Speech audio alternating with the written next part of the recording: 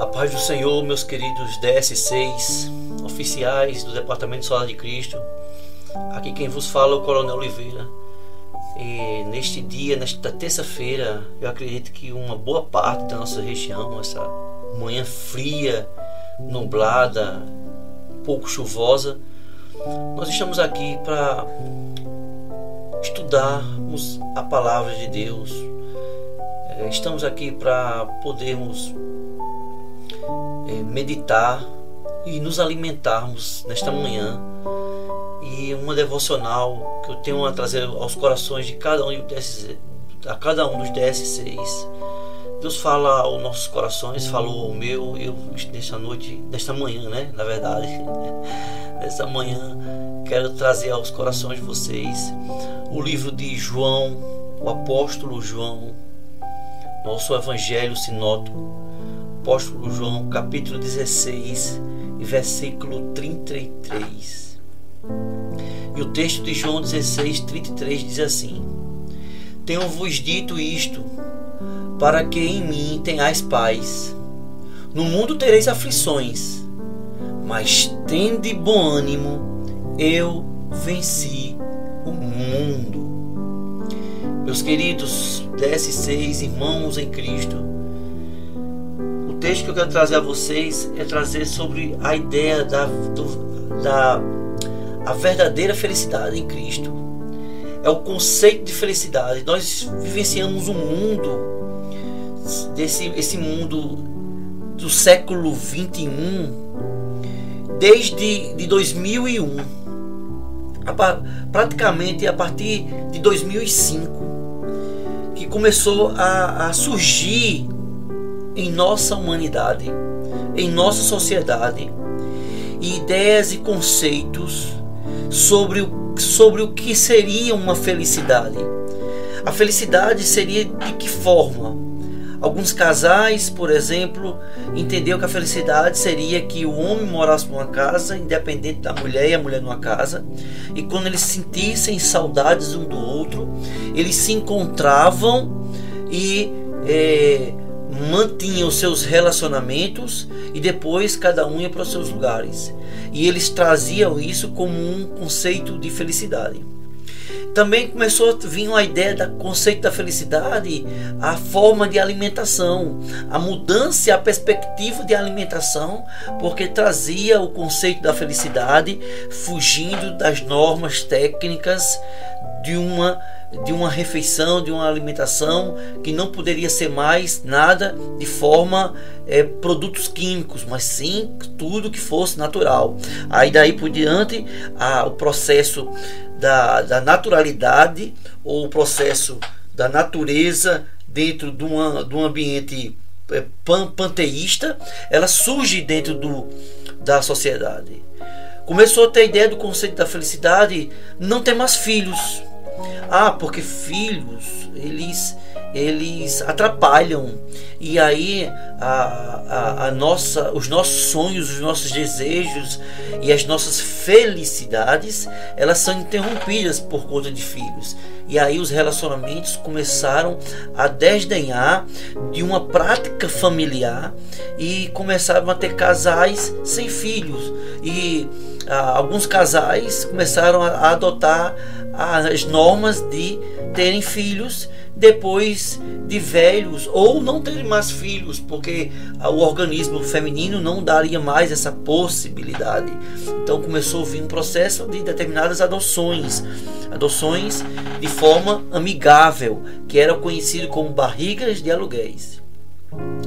E nós, se eu fosse relatar aqui histórias sobre conceitos de felicidade, nós iríamos trazer à memória inúmeras conceitos de felicidade que nós vivenciamos e tivemos o desprazer de ver pessoas falando o que era conceito de felicidade.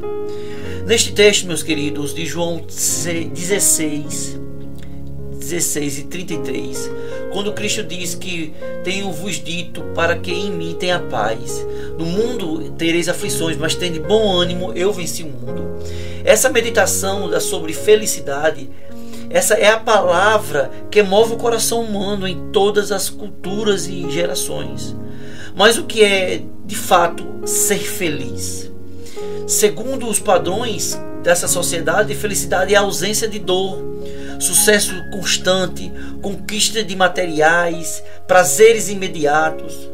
No entanto, eu quero trazer que Jesus nos ensina um caminho completamente oposto. Em seu discurso de despedida, registrado em João 16, ele fala aos discípulos não sobre o conforto terreno, mas sobre a paz no meio das aflições. Olha que coisa linda, olha que sensação diferente, olha que contraponto magnífico que nós estamos ouvindo e lendo nesta manhã. Cristo nos lembra que neste mundo teremos tribulações, aflições, dores, mas também nos convida a ter um bom ânimo, pois Ele venceu tudo por nós. Ele venceu todas essas coisas por nós. Ele lutou contra tudo e contra todos. A felicidade bíblica não é uma emoção passageira, mas é um estado profundo de consolo e paz espiritual, como sustentado pela presença de Deus. Os grandes heróis da fé, de Abraão a Paulo, enfrentaram grandes dores e tribulações, perseguições e perdas, e ainda assim experimentaram a verdadeira alegria, pois eles viviam pela fé e não pela circunstância. Eles sabiam que era uma prosperidade, que a prosperidade bíblica é a ausência da necessidade, e não é bens materiais, não é a busca do ter, mas é a busca do ser. O termo aqui, bem-aventurado, usado por Jesus no Sermão do Monte. No grego, um grego da época, principalmente próximo ao aramaico, a palavra ela é descrevida como makarios, que descreve essa felicidade plena, uma plenitude de felicidade, uma vida de comunhão com Deus, marcada pela paz interior. A palavra é makarios. Um gozo espiritual santo, a esperança viva. John Wesley, um grande irmão evangelista metodista, disse: não há felicidade a não ser em Deus. Olha, meus queridos, que coisa linda que nós estamos podendo ter a oportunidade de ouvir aqui. Veja só, dentro de todas as perspectivas da felicidade, nós temos o prazer de entender que esta felicidade, ela tem que estar sempre acesa em nossos corações.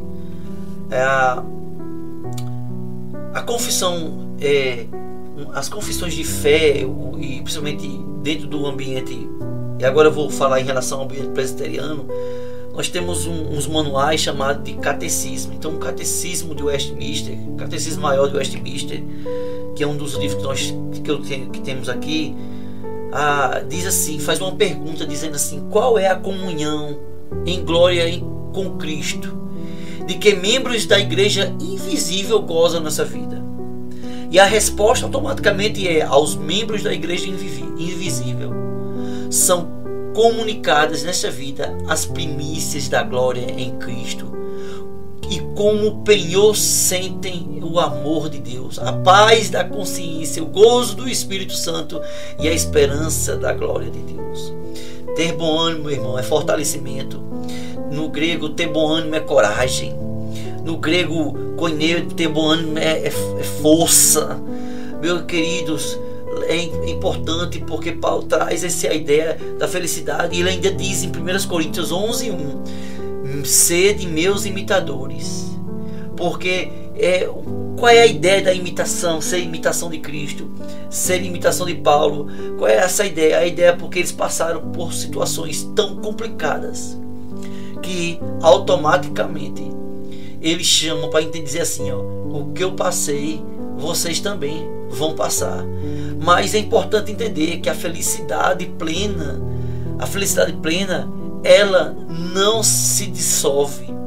A felicidade plena, ela não se dissolve.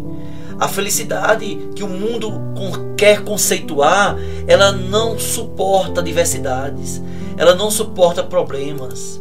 ela não suporta lutas, ela não suporta vergonha e dor, mas a felicidade plena, ela traz alegria em meio às aflições. Ter de bom ânimo.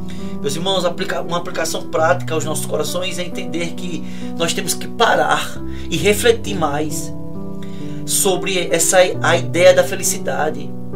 Essa ideia da felicidade que nós estamos falando nesta manhã, ela está alinhada com a palavra de Deus? Será que a ideia da felicidade que nós estamos ouvindo dia a dia aí, pelas pessoas e pela mídia, ela está alinhada com a palavra de Deus? Em que áreas da vida nós temos buscado consolo? Será que buscar o consolo, o refrigério fora de Cristo é a solução? O que é buscar o consolo em outras coisas a não ser Cristo? São perguntas que levam a nossa reflexão. Outra coisa, a verdadeira felicidade não depende do que acontece ao redor, ou nas coisas, na mídia, ou próximo, mas do que Cristo já realizou por nós numa cruz. Esta felicidade, ela está aí. Como diz John Stott, essa cruz que reflete em nossas vidas, ela traz a imagem do Deus e da esperança. Ela traz a imagem da esperança. Mesmo na dor é possível viver em paz. Mesmo nas lágrimas é possível sorrir. Mesmo na angústia e na aflição, nós temos esperança. Meus queridos, que a nossa oração desta manhã seja dizendo: obrigado, porque em Ti encontramos a verdadeira felicidade.